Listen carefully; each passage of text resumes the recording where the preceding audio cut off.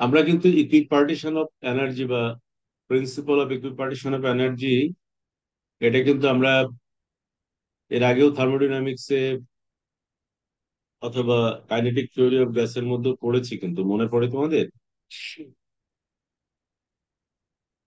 Principal of ইকুইপার্টিশন of energy বা শক্তির সমবিভাজন নীতি, জি মনে স্যার। আছে? এখানেও আমরা সেটাই আলোচনা করব, একটু হয়তোবা আহ, মানে বাচন ভঙ্গিটা একটু ডিফারেন্ট হতে পারে সামান্য, কিন্তু বিষয়বস্তু একই। দেখো,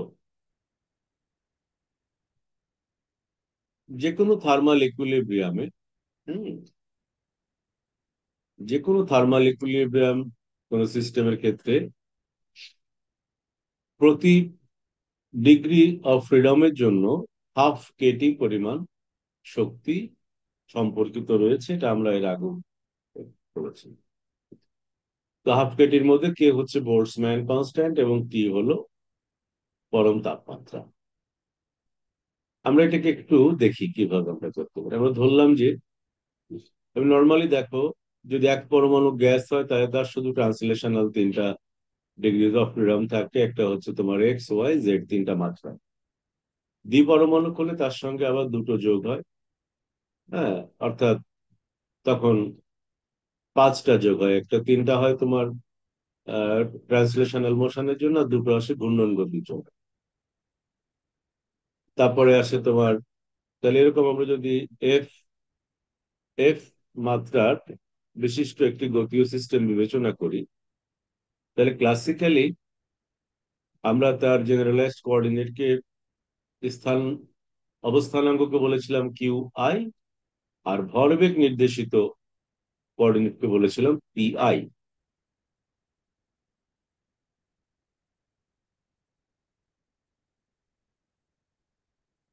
এখানে খেয়াল রাখতে হবে, যেহেতু স্বাধীনতার মাত্রা হচ্ছে এফ, তাহলে মানে এটাই কিন্তু প্রকৃতার্থে total dimension of the motion.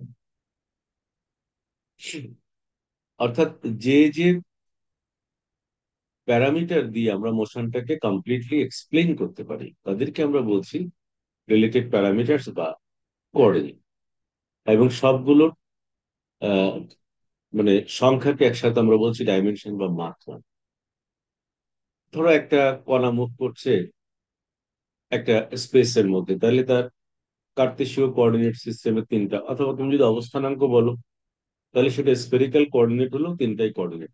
But যখন তুমি তার স্পিন মোশন কাউন্ট করলে তখন আর একটা হলো, যখন তুমি তার অরবিটাল মোশন কাউন্ট করো তখন আর একটা হলো, তুমি যদি তার ভাইব্রেশনাল মোশন কাউন্ট করো তাহলে আর একটা হবে। এইভাবেই তোমার ডিগ্রিজ অফ ফ্রিডমের সংখ্যা হিসাব করতে থাকে।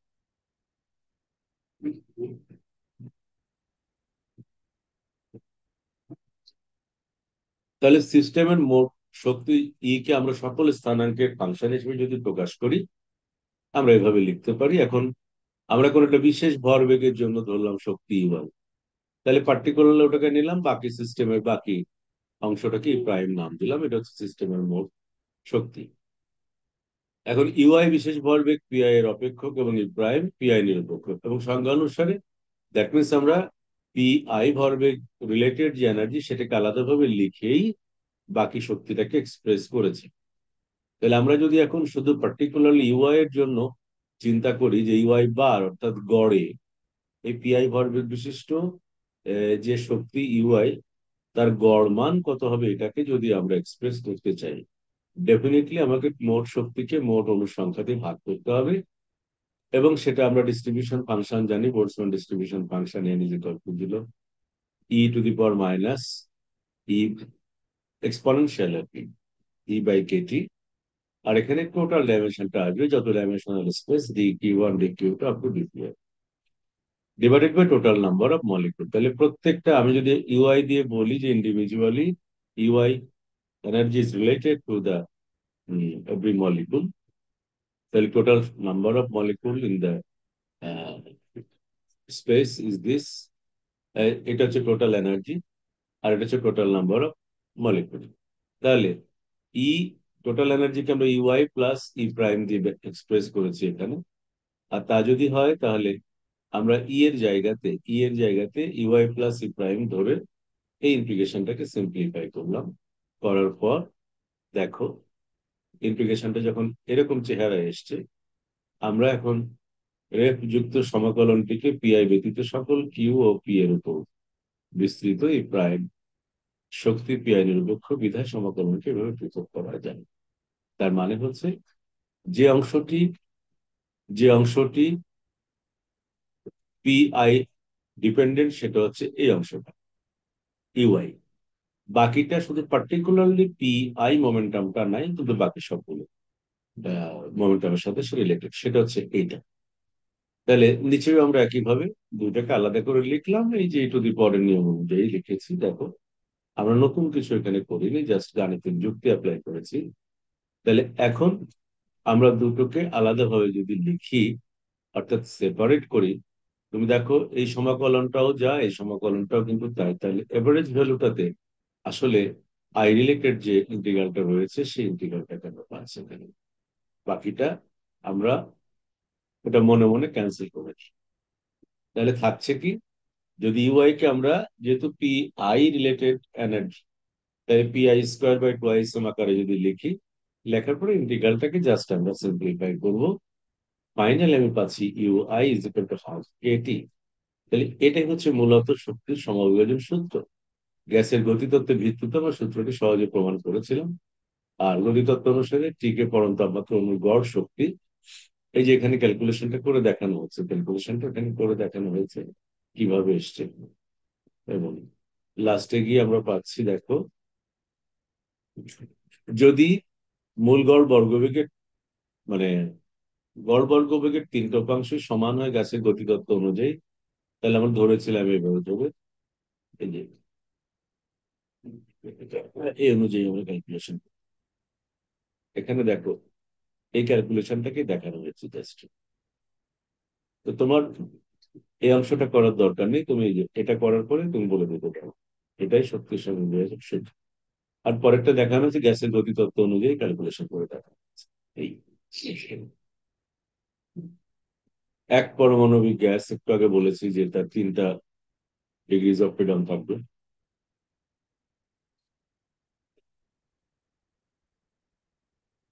তাহলে তার যদি অবস্থানাঙ্ক হয় 3 ডাইমেনশন, তার সঙ্গে স্বাভাবিকভাবেই মোমেন্টাম স্পেসে চলে আসবে 3টা ডাইমেনশন। তাহলে অবশ্যই আমরা জানি ফেজ স্পেস একটি সরল, মানে 6 ডাইমেনশনাল স্পেস। তাহলে তুমি যে কোনো একটি আইতম অণুর এনার্জিকে তুমি যদি বলো ইউ আই, আর তার বেগ যদি হয় বি আই, তাহলে energy is equal to half M V I square. কারণ আমরা জানি যে গতিশীল, মানে বিশেষ করে গ্যাসের ক্ষেত্রে প্রত্যেকটা অণুর শক্তি টোটালি একটি গতিশক্তি, পরিস্থিতি শক্তি ওখানে নেই, কারণ সাধারণ তাপমাত্রায় সেই স্থির থাকার কোনো কারণ নেই। তাহলে এটা হচ্ছে তার গতিশক্তির পরিমাণ, যেটাকে আমরা পরবর্তীতে আমরা জানি যে M V is equal to P. তো so V square, half M V স্কোয়ারকে আমরা P square by two I same লিখতে পারি। যেহেতু 3 ডাইমেনশনাল স্পেস, 3টা কম্পোনেন্ট রয়েছে, তাহলে পি স্কোয়ারকে আমরা P X square plus P Y square P Z square আকারে লিখতে পারি। আর এই স্থানের বাইরে যদি তার শক্তি টেন্ডস টু ইনফিনিটি হয়, এটা হচ্ছে আমাদের কনসিডারেশন যে, দেখো, এখন অণুগুলো বিন্দু ভর বিশিষ্ট হলে তো শুধু অপসরণ বা ট্রান্সলেশনের গতিশক্তি থাকবে, কাজেই আইতম অণুর গতিশক্তি হবে এত। এই স্থানের বাইরে ইউআই ইকুয়াল টু ইনফিনিটি, অর্থাৎ বিভাজন অপেক্ষক বা বিভাজন অপেক্ষক সম্পর্কে ওটা তো দরকার নাই।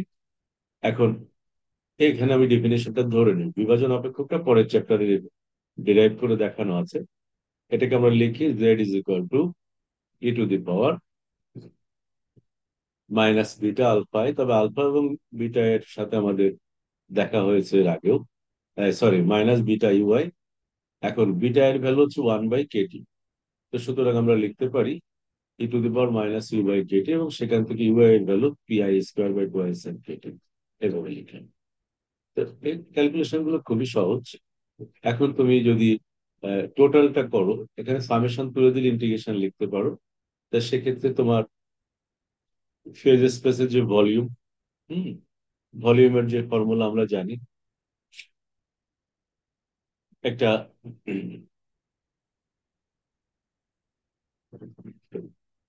এর আগে আমরা দেখিয়েছিলাম যে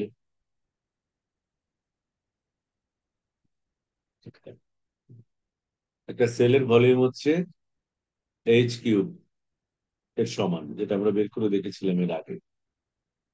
তাহলে আমরা যদি ফেস সেলে ভাগ করে যথেষ্ট অণুগুলো সম বন্টন হলে, তাহলে টোটাল ভলিউম হচ্ছে dx dy dz dpx dpy dpz।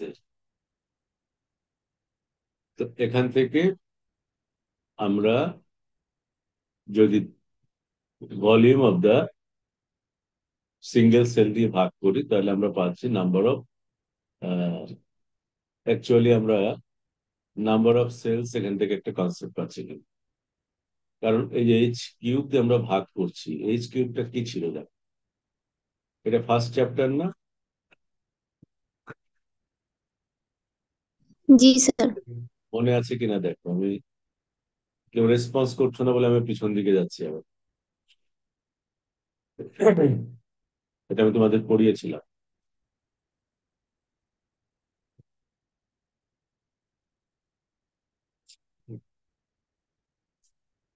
এই যে প্রায় জায়গাতে এই কোয়ান্টিটিটা প্রায় জায়গাতেই আছে কিন্তু, এবং সেটা আমরা বের করে দেখিয়েছিলাম যে volume of unit cell is equal to কত।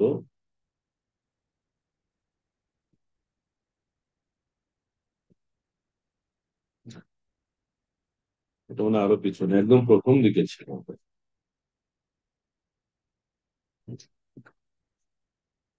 দশা স্থান, দশা সেল, এগুলো পড়িয়েছিলাম কোথায় মনে নাই, তবে আরো পিছনে। জি আমরা স্যার। চ্যাপ্টারের শেষের দিকে চলে আসছি, এই জন্য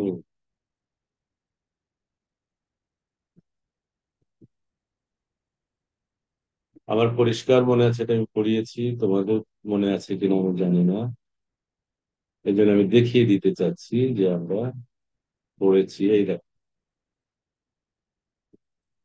মনে আছে?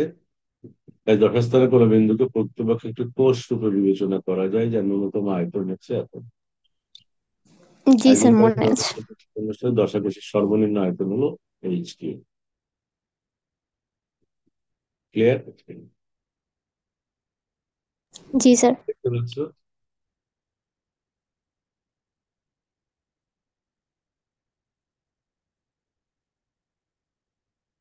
তাহলে আমরা কথা কথা বলছি মনোটমিক গ্যাস নিয়ে, এবং সর্বনিম্ন ভলিউম হতে পারে, মানে যার চেয়ে কম ভলিউম আর সম্ভব নয়, সেটা হচ্ছে H³ তো এখন যদি আমরা এটাকে dx dy dz কে ভি ধরি, volume integration of dx dy dz মানে ভি, ভিটাকে বাইরে নিয়ে আসো।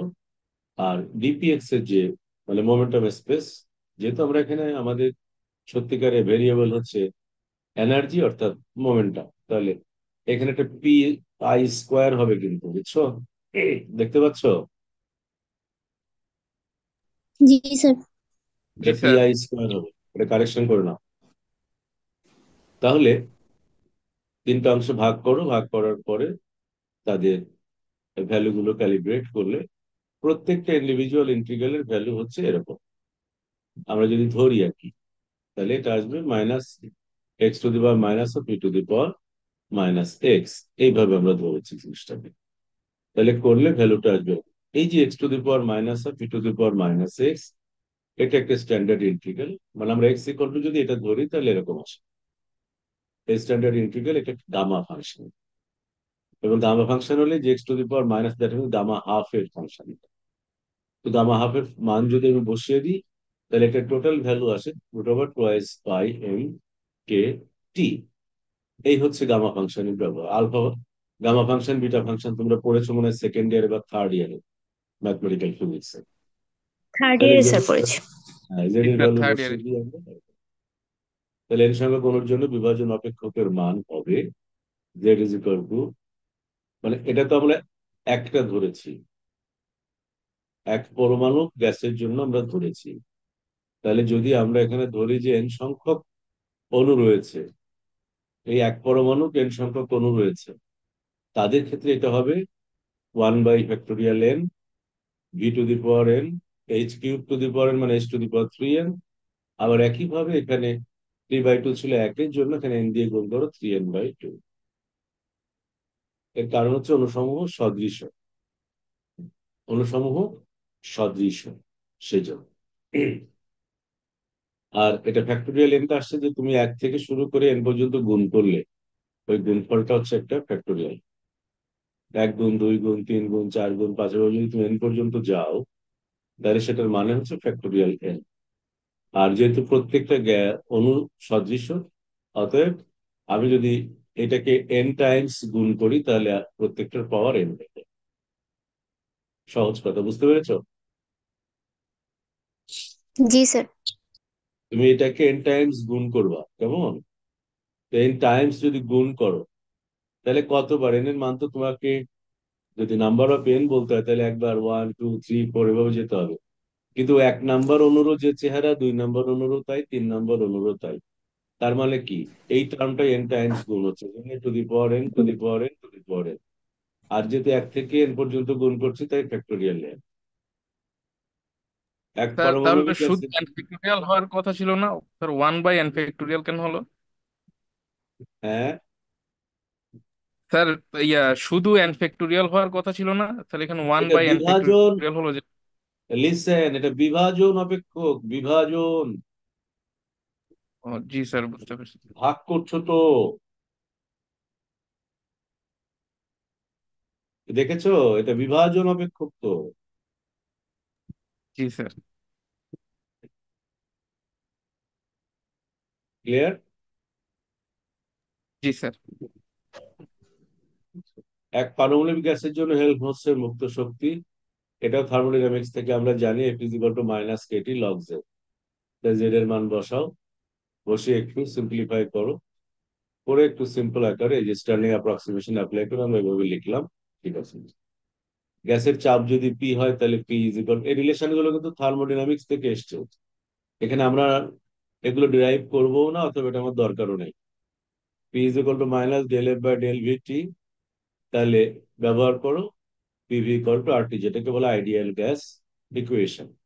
তো এইভাবে তুমি অনেক সমীকরণ এখান থেকে প্রতিপাদন করতে পারো, জাস্ট এই রিলেশন গুলো। যেমন এটাও আমরা থার্মোডাইনামিক্স এ পড়েছি, S is equal to K log Z plus C bar by T. মনে পড়ে? এটা পড়েছো তো থার্মোডাইনামিক্স এ ফার্স্ট ইয়ারে বা সেকেন্ড ইয়ারে?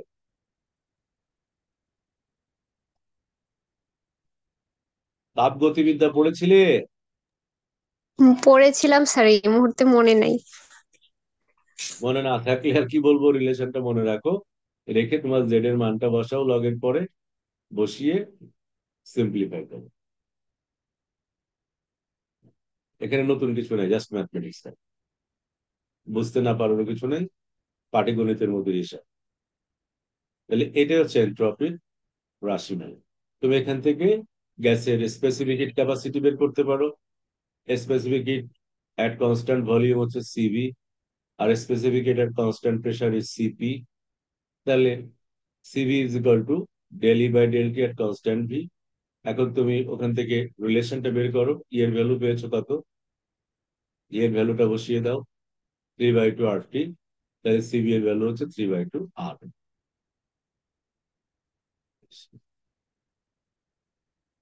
এক পরমাণু গ্যাসটা বোধহয় এবার ইম্পর্টেন্ট নাকি?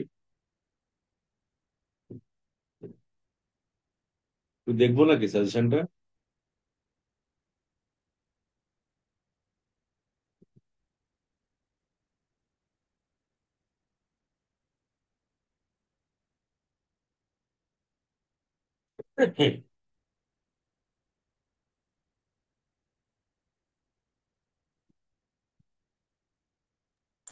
জি স্যার, এটা ইম্পর্টেন্ট আছে। বা না স্যার, এটা তো স্ট্যাটিস্টিক্যাল মেকানিক্স।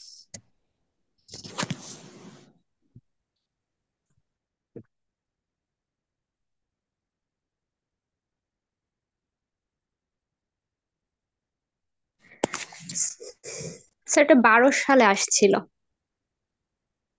আর আসেনি। অসুবিধা নেই, আমাদের যদি কৌশলগুলো জানা থাকে তাহলে 12 সালে আসুক আর যে সালে আসুক, সমস্যাটা পেতে।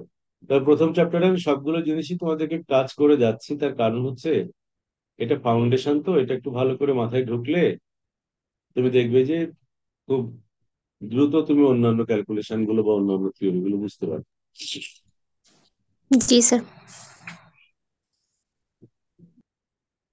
সেজন্য আমি বাদ দিচ্ছি না কোনোটাই।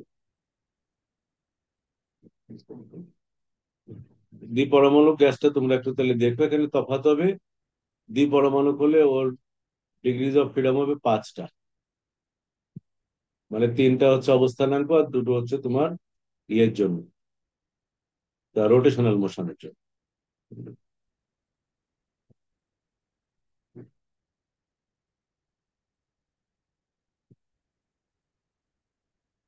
এই যে দেখো, দ্বিপরমাণু গ্যাসের জন্য এক্স ওয়াই জেড এর পাশাপাশি আবার 2টো আছে রোটেশনাল ডিগ্রিজ অফ ফ্রিডম, তো সব মিলিয়ে 5টা হয়।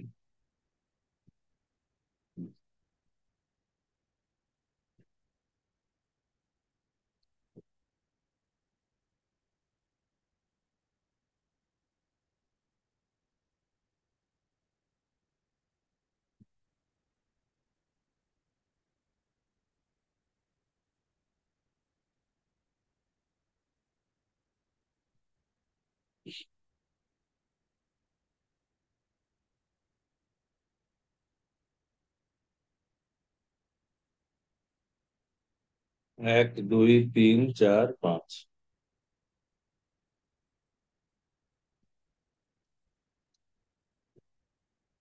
7 বলছে কেন? দাঁড়াও তো, দাঁড়াও দাঁড়াও। রোটেশনাল ট্রান্সলেশনাল হচ্ছে 3টা।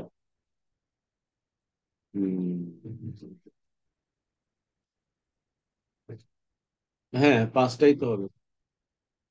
এরা কি বলছে? 7 তো অন্য জিনিস।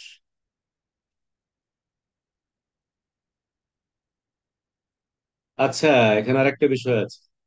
ঠিকই আছে, স্পন্দন গতিটা, এটা যদি মানে সরল দোলকের গতির সাথে তুলনা করি আমরা তার স্পন্দনটাকে, তাহলে সেক্ষেত্রে তার 2টা মাত্রা আসবে, যে ভাইব্রেশনের দিক, লেফট রাইট বলতে পারো অথবা আপ ডাউন বলতে পারো।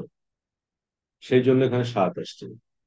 দ্যাট মিনস এখানে আমরা বিবেচনা করছি রোটেশন, ভাইব্রেশন এবং ট্রান্সলেশন।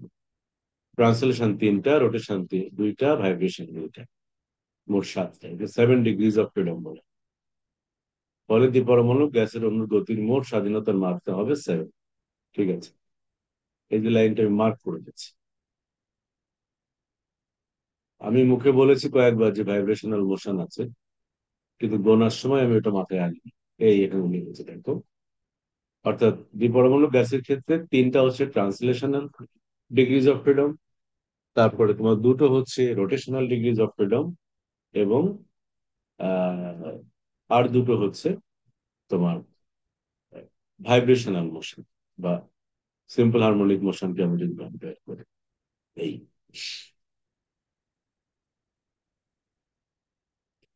মানে তুমি যদি এরকম এরকম ধরো সেটা হতে পারে, অথবা এরকম ভাইব্রেশন ধরো, যাই ধরো না কোনো ডিরেকশন, ডাইমেনশন আসছে 2টো।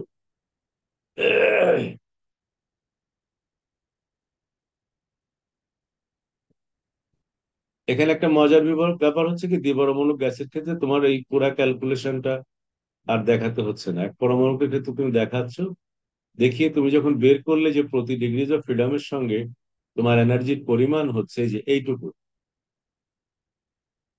তুমি উপরেই আলোচনা করে আসছো প্রতি ডিগ্রি অফ ফ্রিডমের জন্য গড় গতিশক্তি হচ্ছে 12 kT। এখন দ্বিপরমাণু হলে তখন তুমি বলছো যে তার ইয়ে কি, আহ, কয়টা ডিগ্রিজ অফ ফ্রিডম রয়েছে এবং কিভাবে রয়েছে, ওর ব্যাখ্যাটা দিলা, দিয়ে টোটাল এনার্জিটা তুমি বের করে দেখলা 7/2 RT। তবে এক পরমাণুকে ক্ষেত্রে এটা, এই থিওরিটা একটু করে দেখাতে হবে, এই জন্য দেখাতে হবে যেখানে আরো কয়েকটা ফাংশন রয়েছে। যেমন তুমি বিভাজন অপেক্ষক বের করেছো, তারপরে অনুর স্পেসিফিক হিট ক্যাপাসিটি বের করেছো। তোমাকে যদি এন্ট্রপি রাশিমালা বের করতে বলে, তাহলে এন্ট্রপি রাশিমালা বের করতে হবে।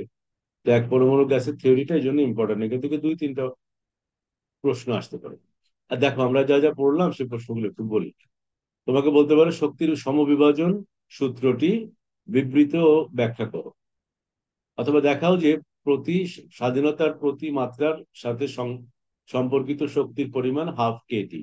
তাহলে এই প্রশ্নটার উত্তর এখানে এসে শেষ হয়ে গেল।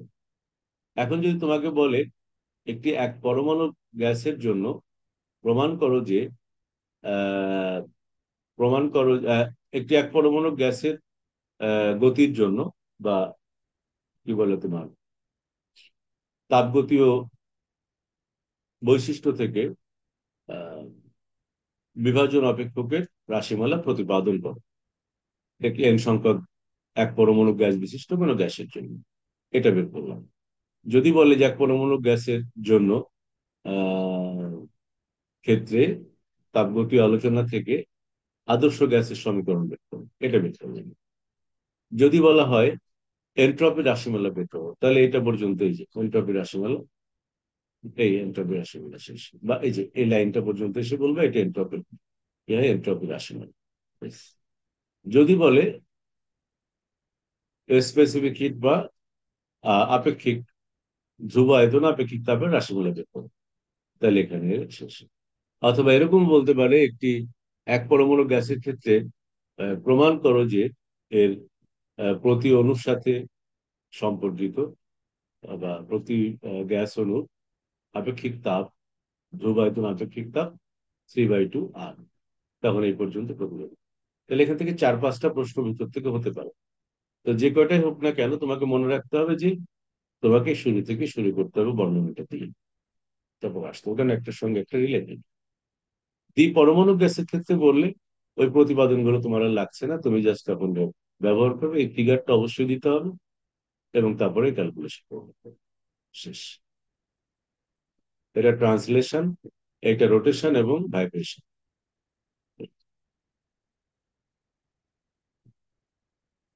লিমিটেশনস গুলো একটু পড়ো।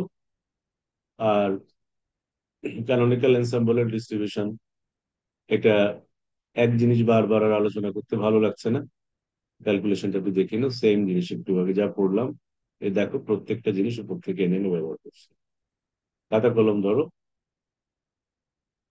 এটা হচ্ছে just probability distribution, probability distribution তাপমাত্রার সাথে সাথে ফ্রিকোয়েন্সি ফাংশন কিভাবে হয়। একটা কথা আমি শুরুতেও বলেছি, এখনো বলছি, সেটা হচ্ছে আমরা পড়ছি স্ট্যাটিস্টিক্যাল মেকানিক্স, অর্থাৎ আমরা যদি স্পেসিফিক্যালি একটা একটা করে কণাকে স্টাডি করতে চাই, তাহলে মনে করো 1 মোল গ্যাসের জন্য কতগুলো অণু আছে, তাহলে প্রত্যেকটা অণুর ক্ষেত্রে বের করতে আমাকে ওই 1 মোল গ্যাসের যত 10⁻23টা অণু বা পরমাণু রয়েছে অতগুলো ইকুয়েশন বের করতে হবে। এগুলো তো সম্ভব না, এটা তো লেখাপড়া, এভাবে কি লেখাপড়া করা যায় বা গবেষণা করা যায়? তখন কি হচ্ছে, সমজাতীয় কণা, সমজাতীয় অণু, সমজাতীয় পরমাণু, এই সমজাতীয়তে ভাগ করে আমরা তখন একই ধরনের একটা সিস্টেমে ভাগ করছি, সেটা কাল্পনিক হোক, এক্সপেরিমেন্টাল হোক। তারপরে এই সিস্টেমের মধ্যে অনুপরমাণুগুলোর যে ডিনামিক্স সেটা স্টাডি করে আমরা দেখাচ্ছি যে আহ, আসলে আমরা একটা পরিসংখ্যানিক সম্ভাব্যতা আমরা এক্সপ্লেন করছি বা ক্যালকুলেশন করছি। তাতে করে কি হচ্ছে, আমরা একদম এক্সাক্ট ভ্যালুটা না দিতে পারলেও সঠিকতার খুব কাছাকাছি ভ্যালুটা দিতে পারছি। তাহলে দুটো উপকার হচ্ছে, একটা হচ্ছে আমার স্টাডিটা প্রপারলি হলো, দ্বিতীয়ত যদি ইন্ডিভিজুয়ালি একটা একটা করে আমি আগাতাম, তাহলে আমার পক্ষে মানে সারা জীবনে একটা থিওরি পড়া, পুরো পৃথিবীর সব মানুষ মিলে চেষ্টা করলে একটা থিওরি ডেভেলপ করা যাবে না, কারণ প্রত্যেকটা অণুকে ধরে ধরে পৃথিবী বিশ্ব ব্রহ্মাণ্ডে কি পরিমাণ একই ধরনের কণা রয়েছে তুমি চিন্তা করো। কিন্তু যখনই আমরা ইন জেনারেল এর একটা স্ট্যাটিস্টিক্স তৈরি করলাম, প্রবাবিলিটি বা তাকে অ্যাসেসমেন্টের বা তার ক্যালকুলেশন অথবা তার প্রপার্টিস গুলো স্টাডি করার যে জেনারেলাইজড একটা ফরম্যাট দাঁড় করালাম, তখন বিষয়টা অনেক সহজ হয়ে যাচ্ছে। তখন আমরা এটা অনেকটা ওই যে সফটওয়্যারের মতো হয়ে যাচ্ছে আর কি। আমরা এই থিওরি দিয়ে এই থিওরির আন্ডারে এই বৈশিষ্ট্যের সব অনুপরমাণু এই বৈশিষ্ট্য মেনটেন করে, সব কণা এই বৈশিষ্ট্য মেনটেন করে।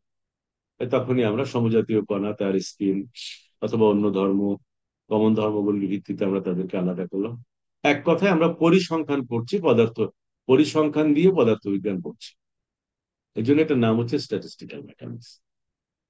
তো সেটা আমরা শুরুতেও বলেছি, আবারও বলছি। আর এখানে দেয়ার ইজ নাথিং নিউ, যা যা আছে সবগুলো এখানে পড়ানো জিনিস। তোমরা একটু দেখো এই চ্যাপ্টার, আমার মনে হয় আমার আর হেল্প লাগবে না। এগুলো হিবিজিবি দেখে ভয় পাওয়ার কিছু নেই, পড়তে দেয়, এগুলো সব আগে পড়া হয়েছে, এগুলো উপরে পড়ে আসছে আমরা। জি স্যার। ঠিক আছে, কয়জন আছো? জি স্যার। 7 জন। তো মারিয়াম, আমার মনে হয় যে তোমরা যদি একটু এক্সাম্পল গুলো দেখো, একটা এক্সাম্পল এক্সাম্পল করে দেওয়া নেই, ভিতর উপরে আছে মনে হয় না, চ্যাপ্টারের মধ্যে থাকতে পারে। যাই হোক, কিছু এক্সাম্পল দেখো তোমরা এখান থেকে। আর থিওরাম সবগুলো ডিসকাস করা হয়েছে, ইম্পর্টেন্ট থিওরাম। তাহলে আমরা আগামী দিন নেক্সট চ্যাপ্টার শুরু করতে পারবো আশা করছি, নাকি? জি স্যার।